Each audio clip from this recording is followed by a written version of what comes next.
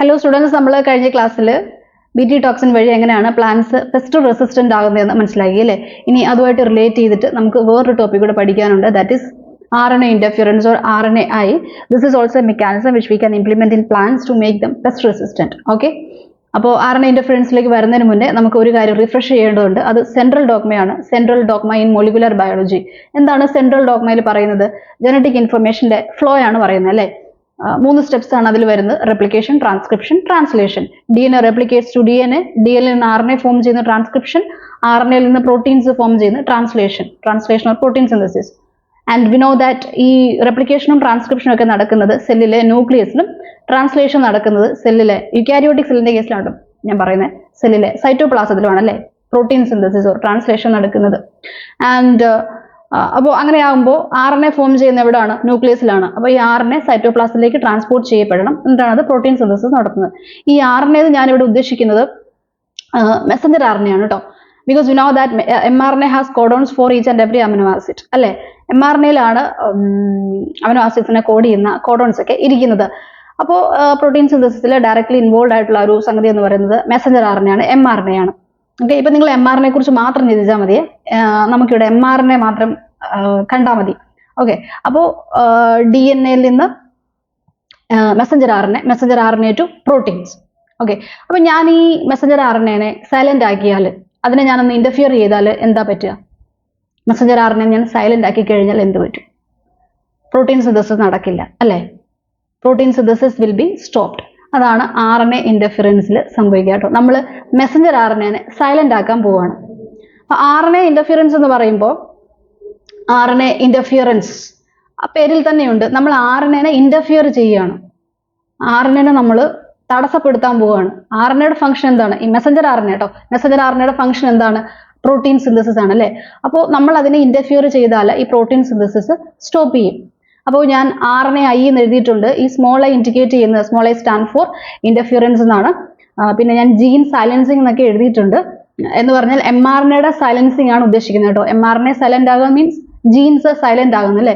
Jeans silent ആയി കഴിഞ്ഞാൽ protein synthesis നടക്കത്തില്ല. ജീൻസ് പ്രോട്ടീൻസിനെ കോഡ് ചെയ്യുന്നല്ലേ. ജീൻസിന്റെ ഫംഗ്ഷൻ എന്ന് പറഞ്ഞാൽ പ്രോട്ടീൻ സിന്തസിസ് ആണ്. സോ ജീൻസ് സൈലന്റ് ആയി കഴിഞ്ഞാൽ പ്രോട്ടീൻ സിന്തസിസ് നടക്കില്ല.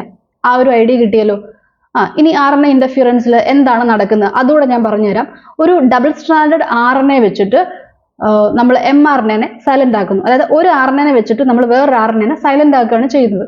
RNA ഇന്റർഫിയറൻസിൽ ഒരു RNA വെച്ചിട്ട് നമ്മൾ വേറൊരു RNA-നെ സൈലന്റ് ആക്കുന്നു. അപ്പോൾ ഏത് RNA വെച്ചിട്ടാണ് നമ്മൾ സൈലന്റ് ആക്കാൻ പോകുന്നത്? Double stranded RNA, dsRNA. Okay, and silent ആക്കപ്പെടുന്ന RNA ആരാണ്? Messenger RNA. മനസ്സിലായോ? ഇനി നമുക്കറിയാം RNA എന്ന് പറയുന്നത് basically it is single stranded അല്ലേ, ഒറ്റ സ്ട്രാൻഡ് അതിനകത്തുള്ളൂ. അപ്പോൾ ഡബിൾ സ്ട്രാൻഡഡ് RNA എങ്ങനെ വരുമെന്ന് നിങ്ങൾക്കൊരു ഡൗട്ട് വരും അല്ലേ. ഡബിൾ സ്ട്രാൻഡഡ് RNA ഉണ്ടാകാം. കോംപ്ലിമെന്ററി സ്ട്രാൻഡ്സ് കോംപ്ലിമെന്റാരിറ്റി അനുസരിച്ച് അല്ലേ, complementary strands face to face വന്നാൽ അവർ തമ്മിൽ ബേസ് പെയറിംഗ് നടത്താം. അങ്ങനെ ഡബിൾ സ്ട്രാൻഡഡ് RNA ഫോം ചെയ്യാം. ജനറ്റിക്സിൽ നമ്മളത് കണ്ടതാണ്. ഓക്കെ, അപ്പോൾ ഈ RNA ഇന്റർഫിയറൻസ് എന്ന് പറയുന്നത് യുക്കാരിയോട്ടിക് സെല്ലിൽ നാച്ചുറലി നടക്കുന്ന ഒരു ഡിഫൻസ് മെക്കാനിസം ആണ്. ഡിഫൻസ് മെക്കാനിസം എന്ന് പറയുമ്പോൾ എന്ത് മെക്കാനിസം ആണ്? ഒരു ഫോറിൻ പാർട്ടികൾ, ഒരു പതോജൻ നമ്മുടെ സെല്ലിനെ ഇൻഫെക്ട് ചെയ്ത് കഴിഞ്ഞാൽ അതിനെ റെസ്ട്രിക്ട് ചെയ്യാൻ വേണ്ടിയിട്ട് നമ്മുടെ സെല്ല് നടത്തുന്ന mechanism, that is defence mechanism. ഒരു പതോജന്റെ എൻട്രി വഴി അതുണ്ടാക്കുന്ന പ്രോഡക്ട്സ് നമുക്ക് സ്റ്റോപ്പ് ചെയ്യണം. അതുണ്ടാക്കുന്ന പ്രോഡക്റ്റ് എന്ന് പറയുന്നത് പ്രോട്ടീൻസ് ഓർ എൻസൈംസ് ആണ് അല്ലേ. അപ്പോൾ ആ പതോജന്റെ പ്രോട്ടീൻ നമ്മുടെ സെല്ലിനകത്ത് ഉണ്ടാകണമെങ്കിൽ പതോജന്റെ mRNA ഫോം ചെയ്യണം അല്ലേ. mRNA ആണ് പ്രോട്ടീൻ സിന്തസിസിൽ, mRNA-ലാണ് പ്രോട്ടീൻ സിന്തസിസിന് വേണ്ടിയിട്ടുള്ള കോഡോൺസ് ഒക്കെ ഇരിക്കുന്നത്, അമിനോ ആസിഡ്സിനെ കോഡ് ചെയ്യാൻ വേണ്ടിയിട്ടുള്ള കോഡോൺസ് ഒക്കെ ഇരിക്കുന്നത്. സോ നമുക്ക് ആ പതോജന്റെ mRNA-നെ സൈലന്റ് ആക്കണം. ആ mRNA നമുക്ക് ഇന്റർഫിയർ ചെയ്യേണ്ടത്. അപ്പോൾ ഞാൻ പറഞ്ഞു RNA ഇന്റർഫിയറൻസ് യുക്കാരിയോട്ടിക് സെല്ലിൽ നാച്ചുറലി നടക്കുന്ന ഒരു ഡിഫൻസ് മെക്കാനിസം ആണ്. എപ്പോഴാണ് ഡിഫൻസ് മെക്കാനിസം നടക്കുന്നത്? ഒരു പതോജൻ നമ്മുടെ സെല്ലിൽ വന്ന് ഇൻഫെക്ട് ചെയ്യുമ്പോൾ ആ പതോജന്റെ mRNA-നെ സൈലന്റ് ആക്കുന്നു.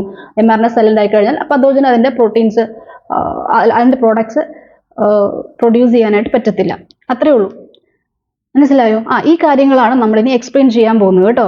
വളരെ ശ്രദ്ധിച്ച് കേൾക്കണം. RNA ഇന്റർഫിയറൻസ് എന്ന മെക്കാനിസം എന്താണെന്ന് മനസ്സിലായെങ്കിൽ മാത്രമേ ഈ RNA ഇന്റർഫിയറൻസ് വെച്ചിട്ട് നമ്മൾ എങ്ങനെയാണ് പ്ലാന്റ്സിനെ പെസ്റ്റ് റെസിസ്റ്റന്റ് ആക്കുന്നത് നമുക്ക് പിടികിട്ടത്തുള്ളൂ. ഒരു 10 വർഷം മുന്നേക്ക് ആണെങ്കിൽ ഞാൻ ഇതൊന്നും പിള്ളേർക്ക് ഇത്രയധികം എക്സ്പ്ലെയിൻ ചെയ്ത് കൊടുക്കത്തില്ലായിരുന്നു. 5 more years ഒക്കെ ആയിട്ടുള്ളൂ ഇത്രയും കാര്യങ്ങളൊക്കെ പറഞ്ഞു കൊടുക്കാൻ തുടങ്ങിയിട്ട്. ബിക്കോസ് ഇപ്പോഴത്തെ പിള്ളേരെന്ന് പറയുന്ന ഒരുപാട് വായിക്കുന്ന പിള്ളേരാണെന്ന് ഞാൻ മനസ്സിലാക്കുന്നു. അപ്പോൾ NCERT-യിൽ ഈ കൊടുത്തേക്കുന്ന പോയിന്റ്സ് ഒക്കെ വായിക്കുമ്പോൾ ഒത്തിരി ഡൗട്ട്സ് ഉണ്ടാകും കേട്ടോ. പണ്ടൊക്കെ ഈ ഡൗട്ട്സ് ഒക്കെ ഉണ്ടാകും, അവരോട് പറയും അത് അങ്ങനെയാണ്, അത് അങ്ങനെ പഠിച്ചാൽ മതി എന്ന് പറയും. ഇപ്പൊ അത് പറ്റത്തില്ല. ഇപ്പൊ നമുക്ക് ക്ലിയർ കട്ട് എക്സ്പ്ലനേഷൻ തന്നെ കൊടുക്കണം അല്ലെ. അപ്പോൾ ഈ മെക്കാനിസം നന്നായിട്ട് പഠിച്ചിട്ട് എങ്ങനെയാണ് പ്ലാന്റ്സ് പെസ്റ്റ് റെസിസ്റ്റന്റ് ആകുന്നത് എന്ന് മനസ്സിലാക്കാൻ പോയാൽ നിങ്ങൾക്ക് എളുപ്പമായിരിക്കും. അപ്പോൾ ഞാനിവിടെ ഒരു യൂക്കാരിയോട്ടിക് സെല്ല് കൊടുത്തിട്ടുണ്ട്. ഈ സെല്ലിനെ ഒരു വൈറസ് വന്ന് അറ്റാക്ക് ചെയ്യുന്നെന്ന് വിചാരിക്കുക, ഒരു വൈറസ് ഇൻഫെക്ട് ചെയ്യുന്നെന്ന് വിചാരിക്കുക. ഞാൻ നേരത്തെ പറഞ്ഞു RNA ഇന്റർഫിയറൻസിൽ ഒരു double standard RNA mRNA silent ആക്കുന്നു. ഒരു ഡബിൾ സ്റ്റാൻഡേർഡ് RNA mRNA-യിൽ പോയി ബൈൻഡ് ചെയ്തിട്ട് അതിനെ ഇന്റർഫിയർ ചെയ്യുന്നു, അതിനെ സൈലന്റ് ആക്കുന്നു. ഇതാണ് ഡെഫിനിഷൻ, RNA ഇന്റർഫിയറൻസിന്റെ ഡെഫിനിഷൻ. ഓക്കെ, അപ്പോൾ ഈ ഡബിൾ സ്റ്റാൻഡേർഡ് RNA-യുടെ സോഴ്സ് എന്താണെന്ന് ടെക്സ്റ്റ് ബുക്കിൽ കൊടുത്തിട്ടുണ്ട്. The source could be from an infection by RNA containing virus. ഒരു RNA containing virus വഴി ഈ ഡബിൾ സ്റ്റാൻഡേർഡ് RNA നമ്മുടെ സെല്ലിലെത്താം. Or by transposons എന്ന് പറഞ്ഞാൽ jumping genes or mobile genetic elements. Text ബുക്കിൽ കൊടുത്തിട്ടുണ്ട് jumping genes or mobile genetic elements, move ചെയ്യുന്ന genes. They replicate via an RNA intermediate. Okay, അപ്പോൾ ഇതൊക്കെയാണ് ഈ ഡബിൾ സ്റ്റാൻഡേർഡ് RNA-യുടെ സോഴ്സസ് എന്ന് പറയുന്നത്. നിങ്ങൾ ഒരു RNA വൈറസിനെ കുറിച്ച് ചിന്തിക്കുക കേട്ടോ. ഓക്കെ, അപ്പോൾ വൈറൽ ഇൻഫെക്ഷനിലൂടെ ഡബിൾ സ്റ്റാൻഡേർഡ് RNA വന്നു, ഞാനത് സെല്ലിൽ കൊടുത്തിട്ടുണ്ട്. ഡബിൾ സ്റ്റാൻഡേർഡ് RNA ഫോം ചെയ്യാൻ കാരണം കോംപ്ലിമെന്ററി സ്ട്രാൻഡ്സ് വന്നതുകൊണ്ടാണ്. Complementary strands. അപ്പോൾ ഈ ഡബിൾ സ്റ്റാൻഡേർഡ് RNA ഒരു DS RNA-യിൽ ഒരു സ്ട്രാൻഡിനെ നമ്മൾ ആന്റി സെൻ സ്ട്രാൻഡ് എന്നും അടുത്തതിനെ നമ്മൾ സെൻ സ്ട്രാൻഡ് എന്നും വിളിക്കും. DNA-യിൽ നിങ്ങൾ പഠിച്ചതാണ് അല്ലേ, സെൻ സ്ട്രാൻഡും ആന്റി സെൻ സ്ട്രാൻഡും. Okay, anti Sen strand and sense സ്ട്രാൻഡിനെ പാസഞ്ചർ സ്ട്രാൻഡ് എന്നും വിളിക്കും. പാസഞ്ചർ സ്ട്രാൻഡ് എന്ന് വിളിക്കാൻ കാരണം എന്താണെന്ന് ടുവേർഡ്സ് എൻഡ് നിങ്ങൾക്ക് മനസ്സിലാകും. ഓക്കെ, അപ്പോൾ 2 സ്ട്രാൻഡ്സ്, ഇത് DS RNA. ഇനി ഈ DS RNA നമ്മുടെ സെല്ലിലെത്തുമ്പോൾ, സൈറ്റോപ്ലാസത്തിലാണ് ഇത് വന്നിരിക്കുന്നത് കേട്ടോ. സെല്ലിലെത്തുമ്പോൾ സെല്ല് അത് ഡിറ്റക്ട് ചെയ്യും, this is an unusual RNA. അപ്പോൾ ഈ ഡബിൾ സ്റ്റാൻഡേർഡ് RNA-നെ ഒരു എൻസൈം വന്നിട്ട് കട്ട് ചെയ്യും, അതിനെ ചോപ്പ് ചെയ്യും, അതിനെ ഫ്രാഗ്മെന്റ്സ് ആക്കി മാറ്റും. ആ എൻസൈമിന്റെ പേരാണ് ഡൈസർ. ഓക്കെ, ഡൈസർ വന്നിട്ട് ഈ ഡബിൾ സ്റ്റാൻഡേർഡ് RNA-നെ കട്ട് ചെയ്ത് സ്മോൾ ഫ്രാഗ്മെന്റ്സ് ആക്കി മാറ്റും. ഈ സ്മോൾ ഫ്രാഗ്മെന്റ്സിനെ, RNA ഫ്രാഗ്മെന്റ്സിനെ നമ്മൾ siRNA എന്ന് വിളിക്കും. siRNA ഞാൻ എഴുതിയിട്ടുണ്ട്. siRNA എന്ന് പറഞ്ഞാൽ സ്മോൾ ഇന്റർഫിയറിംഗ് RNA.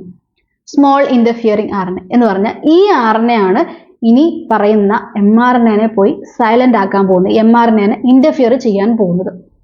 അപ്പോൾ RNA-യിൽ ഞാൻ പറഞ്ഞു ഒരു ഡബിൾ സ്റ്റാൻഡേർഡ് RNA mRNA-നെ സൈലന്റ് ആക്കുന്നു. ഈ ഡബിൾ സ്റ്റാൻഡേർഡ് RNA siRNA ആണ്, സ്മോൾ ഇന്റർഫിയറിംഗ് RNA.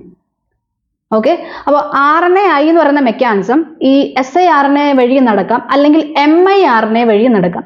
miRNA എന്ന് പറഞ്ഞാൽ micro RNA. Micro RNA, this is not messenger RNA. Messenger RNA വേറെ RNA ആണ് കേട്ടോ, ഇത് മൈക്രോ RNA.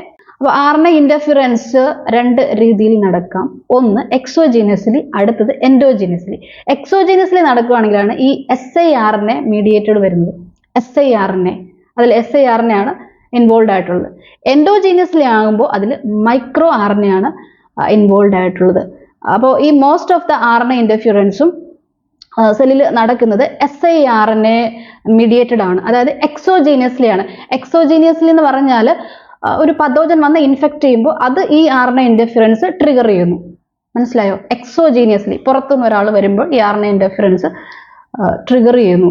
എൻഡോജീനിയസ്ലി എന്ന് പറഞ്ഞാൽ നമ്മുടെ സെല്ലിനകത്ത് ചില സർക്കംസ്റ്റാൻസസിൽ micro RNA mediated RNA interference നടക്കാം. അതിലേക്ക് നിങ്ങൾ തലയിടേണ്ട യാതൊരു ആവശ്യമില്ല. ബിക്കോസ് ഇവിടെ നമ്മൾ പറയുന്നത്, ഈ RNA ഇന്റർഫിയറൻസിൽ നമ്മൾ പറയുന്നത് ഒരു പതോജൻ വന്ന് സെല്ലിനെ ഇൻഫെക്ട് ചെയ്യുമ്പോൾ എങ്ങനെയാണ് RNA ഇന്റർഫിയറൻസ് നടക്കുന്നതെന്നാണ് അല്ലേ. അപ്പോൾ അതിൽ ഇൻവോൾവ് ആയിട്ടുള്ള RNA എന്ന് പറയുന്നത് ഈ siRNA ആണ്, സ്മോൾ ഇന്റർഫിയറിംഗ് RNA ആണ്. ദാറ്റ് മീൻസ് എക്സോജീനിയസ്ലി നടക്കുന്ന RNA ഇന്റർഫിയറൻസ് അല്ലേ. അത് മാത്രം നമുക്ക് മനസ്സിലാക്കിയാൽ മതി. അപ്പോൾ siRNA എന്ന് പറഞ്ഞാൽ സ്മോൾ ഇന്റർഫിയറിംഗ് RNA. അതെങ്ങനെയാണ് ഫോം ചെയ്യുന്നത്?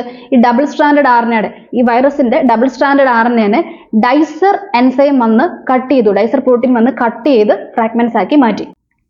ഇനി ഈ siRNA-യിലോട്ട് ഒരു മൾട്ടി പ്രോട്ടീൻ കോംപ്ലക്സ് വന്ന് അലൈൻ ചെയ്യും. siRNAയിലോട്ട് ഒരു multi protein complex group of proteins വന്ന് അലൈൻ ചെയ്യും. ഓക്കെ, അങ്ങനെ അലൈൻ ചെയ്ത് കഴിയുമ്പോൾ നമ്മൾ ഇതിനെ മൊത്തത്തിൽ റിസ്ക് എന്നാണ് വിളിക്കുന്നത്. RISC റിസ്ക്, RISC എന്ന് പറഞ്ഞാൽ RNA ഇൻഡ്യൂസ്ഡ് സൈലൻസിങ് കോംപ്ലക്സ്. അപ്പൊ ഞാനിവിടെ എഴുതിയിട്ടുണ്ട് റിസ്ക് അസംബ്ലി എന്ന് പറഞ്ഞാൽ ആ ഗ്രൂപ്പ് ഓഫ് പ്രോട്ടീൻസ് വന്ന് siRNAയിൽ വന്ന് അസംബിളി ചെയ്യും. അങ്ങനെയാകുമ്പോൾ അത് RISC എന്ന് അറിയപ്പെടും, RNA ഇൻഡ്യൂസ്ഡ് സൈലൻസിങ് കോംപ്ലക്സ്. അപ്പൊ ഈ RNA ഇൻഡ്യൂസ്ഡ് സൈലൻസിങ് കോംപ്ലക്സിൽ ആരൊക്കെയുണ്ട്? നമ്മുടെ സ്മോൾ ഇന്റർഫിയറിംഗ് RNA ഉണ്ട്, അതേപോലെ ഈ പറഞ്ഞ group of proteins multi protein complex ഉണ്ട് അല്ലേ. ഈ മൾട്ടി പ്രോട്ടീൻ കോംപ്ലക്സിലെ ഒരു പ്രോട്ടീൻ ആണ് ആർഗനോട്ട്. നമ്മൾ അതിനെ സ്ലൈസർ എന്ന് വിളിക്കും. സ്ലൈസർ എന്ന് പറയുമ്പോൾ അതിന്റെ ഫംഗ്ഷൻ എന്തായിരിക്കും? എന്തിനെയോ സ്ലൈസ് ചെയ്യാൻ വേണ്ടിയിട്ടല്ലേ. അപ്പൊ ആർഗനോട്ട് പ്രോട്ടീൻ ഒന്ന് നോട്ട് ചെയ്യുക. ഇനി അടുത്ത സ്റ്റെപ്പിൽ നിങ്ങൾക്ക് കാണാം ഈ siRNAയിൽ നിന്നും സെൻ സ്ട്രാൻഡ് റിമൂവ് ചെയ്യപ്പെടുന്നു ആൻഡ് ദാറ്റ് വിൽ ബി ഡിഗ്രേഡഡ്. അപ്പൊ ഇവിടെ മിച്ചം എന്താണുള്ളത്? ആന്റി സെൻ സ്ട്രാൻഡ് മാത്രമേ ഉള്ളൂ. ഓക്കെ, ഈ ആന്റി സെൻ സ്ട്രാൻഡ് ഇനി ഒരാളുമായിട്ട് ബൈൻഡ് ചെയ്യാൻ പോവുകയാണ്. That is mRNA. Anti Sen strand ഇനി mRNA റെക്കഗ്നൈസ് ചെയ്ത് അതിൽ പോയി ബൈൻഡ് ചെയ്യും. ആരുടെ mRNA ആണ്? അത് വൈറസിന്റെ mRNA ആണ്. അപ്പോൾ വൈറസ് നമ്മുടെ സെല്ലിൽ വന്ന് ഇൻഫെക്ട് ചെയ്യുമ്പോൾ ഈ എല്ലാ ഡബിൾ സ്റ്റാൻഡേർഡ് RNAനെയും ഡൈസർ പ്രോട്ടീൻസ് പോയി കട്ട് ചെയ്ത് siRNAs ആക്കി മാറ്റത്തില്ല. വൈറസിന്റെ ജീനോമിൽ നിന്നും എന്തും ഫോം ചെയ്യാം? മെസ്സഞ്ചർ RNAയും ഫോം ചെയ്യാം. വൈറൽ ജീനോമിൽ നിന്ന് മെസ്സഞ്ചർ RNA ഒരു mRNA ഫോം ചെയ്യാം. അപ്പോൾ ആ ഫോം ചെയ്യുന്ന mRNAനെയാണ് ഇനി ആര് പോയി ഇന്റർഫിയർ ചെയ്യാൻ പോകുന്നത്? ഈ siRNA പോയി ഇന്റർഫിയർ ചെയ്യാൻ പോകുന്നത്. ഞാൻ പറഞ്ഞ ആ പോയിന്റ് നിങ്ങൾക്ക് മനസ്സിലായോ? ഓക്കെ, അപ്പോൾ ഈ siRNAയുടെ ആന്റി സെൻ സ്ട്രാൻഡ് വൈറസിന്റെ mRNAനെ റെക്കഗ്നൈസ് ചെയ്ത് അതിൽ പോയി ബൈൻഡ് ചെയ്യുന്നു. ഓക്കെ, ഇനി നിങ്ങൾക്ക് ഇവിടെ വരുന്ന ഒരു ഡൗട്ടാണ്, അപ്പോൾ സെൻ സ്ട്രാൻഡ് അല്ലെങ്കിൽ പാസഞ്ചർ സ്ട്രാൻഡ് എന്തിനു വേണ്ടിയിട്ടാണ്? സെൻ സ്ട്രാൻഡ് ഒരു പാസഞ്ചർ സ്ട്രാൻഡ് എന്ന് അതിനെ വിളിക്കാൻ കാരണം അത് ഈ siRNAനെ അല്ലെങ്കിൽ siRNAയുടെ ആന്റി സെൻ സ്ട്രാൻഡിനെ ഗൈഡ് ചെയ്തുകൊണ്ട് പോകുന്ന സ്ട്രാൻഡാണ്. ആന്റി സെൻ സ്ട്രാൻഡിനെ ഗൈഡ് ചെയ്തുകൊണ്ട് പോകുന്നു എങ്ങോട്ട്? mRNAയുടെ അടുത്തേക്ക്. ഇപ്പോൾ ഇവർ mRNAയുടെ അടുത്ത് എത്തുന്നു, അപ്പോൾ ഈ സെൻ സ്ട്രാൻഡ് റിമൂവ് ചെയ്യപ്പെടും. ഇനി സെൻ സ്ട്രാൻഡിന്റെ ആവശ്യമില്ല. ഈ ഡബിൾ സ്റ്റാൻഡേർഡ് RNAയുടെ ആന്റി സെൻ സ്ട്രാൻഡിന്റെ പൊളാരിറ്റി 5' to 3' ആണെങ്കിൽ സെൻ സ്ട്രാൻഡിന്റെ പൊളാരിറ്റി എന്തായിരിക്കും? 3', 5' ആയിരിക്കും അല്ലേ. 3', 5' ഡയറക്ഷനിലായിരിക്കും അതിരിക്കുക. Complementary strands, antiparallel polarity അല്ലേ. ആന്റി സെൻ സ്ട്രാൻഡിന്റെ പൊളാരിറ്റി 5', 3' ഡയറക്ഷനിലാണെങ്കിൽ mRNAയുടെ പൊളാരിറ്റി എങ്ങനെയായിരിക്കും? ചിന്തിക്കുക. mRNAയുടെ പൊളാരിറ്റി അത് 3', 5' ഡയറക്ഷനിലായിരിക്കും അല്ലേ. അതായത് ആന്റി സെൻ സ്ട്രാൻഡ് mRNA പോയി ബൈൻഡ് ചെയ്യണമെങ്കിൽ ഈ രണ്ട് സ്ട്രാൻഡ്സും കോംപ്ലിമെന്ററി ആയിരിക്കണം. ആന്റി സെൻ സ്ട്രാൻഡും mRNAയും കോംപ്ലിമെന്ററി ആയിരിക്കണം. ഫോർ എക്സാമ്പിൾ, ആന്റി സെൻ സ്ട്രാൻഡിൽ നൈട്രോജനസ് ബേസസ് ഞാൻ ഇവിടെ ജസ്റ്റ് ഒന്ന് എഴുതിയിട്ടുണ്ട്, UAC എന്നാണെങ്കിൽ mRNAയിലെ നൈട്രോജനസ് ബേസസ് AUG ആയിരിക്കും. അതുകൊണ്ടാണ് അവർ തമ്മിൽ പെയറിങ് വരുന്നത്, അവർക്ക് ബൈൻഡ് ചെയ്യാൻ പറ്റുന്നത്. മനസ്സിലായോ? അങ്ങനെയാകുമ്പോൾ സെൻ സ്ട്രാൻഡിന്റെ പൊളാരിറ്റി 3', 5' ഡയറക്ഷൻ ആണ്. സെൻ സ്ട്രാൻഡിൽ ഈ UACക്ക് ഓപ്പോസിറ്റ് ആയിട്ട് വരുന്ന നൈട്രോജനസ് ബേസസ് എന്തൊക്കെയായിരിക്കും? AUG തന്നെയായിരിക്കും അല്ലേ. mRNAയിലെ പോലെ തന്നെ നൈട്രോജനസ് ബേസസ് ആയിരിക്കും ആരിലുള്ളത്? സെൻ സ്ട്രാൻഡിൽ, ഒരു പാസഞ്ചർ സ്ട്രാൻഡിലുള്ളത്. ഈ പാസഞ്ചർ സ്ട്രാൻഡിന്റെ സെയിം നൈട്രോജനസ് സീക്വൻസസ് ആണ് എവിടെ ഉള്ളത്? mRNAയിലുള്ളത്. അതുകൊണ്ടാണ് ഞാൻ പറഞ്ഞത് പാസഞ്ചർ സ്ട്രാൻഡ് ഗൈഡിങ് സ്ട്രാൻഡ് ആണ്. ആന്റി സെൻ സ്ട്രാൻഡിനെ ഗൈഡ് ചെയ്തുകൊണ്ട് പോവുകയാണ് ടു റെക്കഗ്നൈസ് ദ mRNA. അതായത് സെയിം നൈട്രോജനസ് സീക്വൻസസ് ഉള്ള mRNAയിൽ പോയി ബൈൻഡ് ചെയ്യാൻ വേണ്ടിയിട്ട് ആന്റി സെൻ സ്ട്രാൻഡിനെ ഹെൽപ്പ് ചെയ്യുന്നത് ഈ സെൻ സ്ട്രാൻഡ് ആണ്. മനസ്സിലായോ? സെൻ സ്ട്രാൻഡിന് അതുകൊണ്ടാണ് guiding strand or passenger strand എന്ന് പറയുന്നത്. ഈ സെൻ സ്ട്രാൻഡ് എന്തുകൊണ്ടാണ് mRNA പോയി ബൈൻഡ് ചെയ്യാത്തതെന്ന് മനസ്സിലായോ? സെൻ സ്ട്രാൻഡും mRNAയും ഒരുപോലെയാണ് അല്ലേ, സെയിം ആണ്, സെയിം പൊളാരിറ്റിയാണ്, സെയിം നൈട്രോജനസ് സീക്വൻസസ് ആണ്. അപ്പോൾ അതിന് പോയി ബൈൻഡ് ചെയ്യാനായിട്ട് പറ്റത്തില്ല. ആന്റി സെൻ സ്ട്രാൻഡിന് മാത്രമേ അതിൽ പോയി ബൈൻഡ് ചെയ്യാനായിട്ട് പറ്റത്തുള്ളൂ. സംഭവങ്ങളൊക്കെ ക്ലിയർ ആയോ?